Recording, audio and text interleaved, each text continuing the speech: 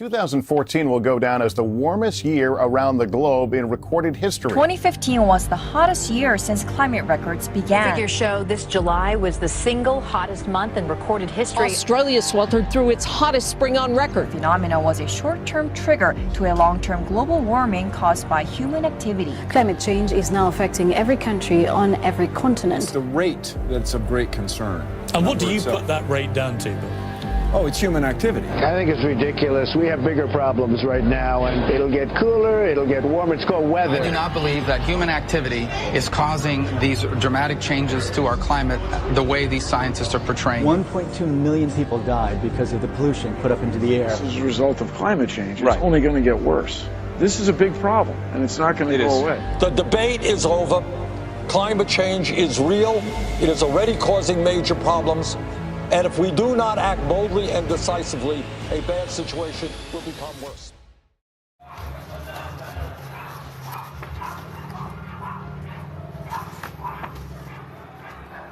As a daily commuter for almost 10 years, I've managed to witness a lot of things in the road. The rapidly multiplying of vehicles, rising of temperature every year, as few industrial pollution. Boracay destroying marine life by throwing waste into the sea.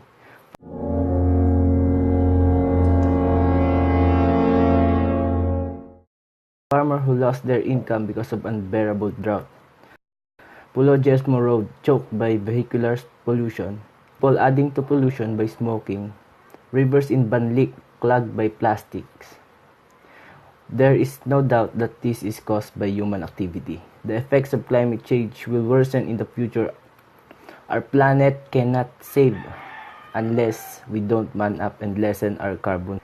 Now think about the shame each of us will carry as our children, grandchildren look back and realize that we have the means to stop this devastation for simply lack the political and personal will to do so. Yes, we've reached the peak of human technology, but does it help the planet a lot? A lot of countries agreed to cure the planet and give us hope, but it is not enough. A massive change is required, and change starts within us. A change that leads us to renewable energy, biodegradable plastics, and recycling. Now is the time for bold, unprecedented action. It's time to declare no more talk, no more excuses, no more 10 years studies. Now, the Earth is watching. We humans are the only hope of this planet. So I ask you this, are humans and every living organism history? Vehicles has bring big changes to the world, from transportation to logistics. It contributes a lot to globalization. Every year, vehicles are increasing at a high rate.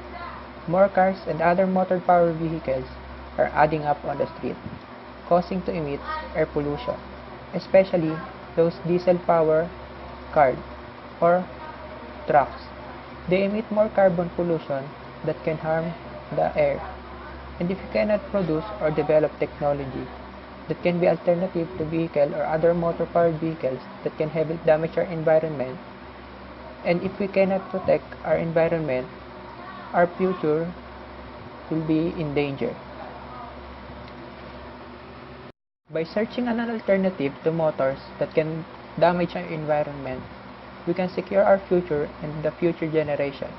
And by exploring and finding new ways to replace the traditional technology we use in logistics and transportation that are producing too much of carbon footprint, we can help the environment recover from too much deposit of CO2. It is not too late to solve the issue on carbon footprint. We have plenty of time to search ways on how to lessen the carbon footprint that we produce. It is on us on how do we take action to protect the environment so we can secure our future generation. Climate change has accelerated the need to find measures to reduce and manage the waste we create. Reduction and reuse of waste will help us reduce pressure on the planet's natural resources while potentially reducing the emission of greenhouse gases that was created through the mass production of burning fossil fuels and improper waste disposals.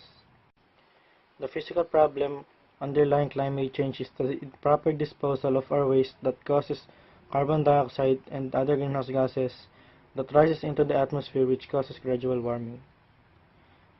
In the several decades since climate change has been an important issue, the necessary solution to this problem is to radically reduce its emission of carbon-carrying gases.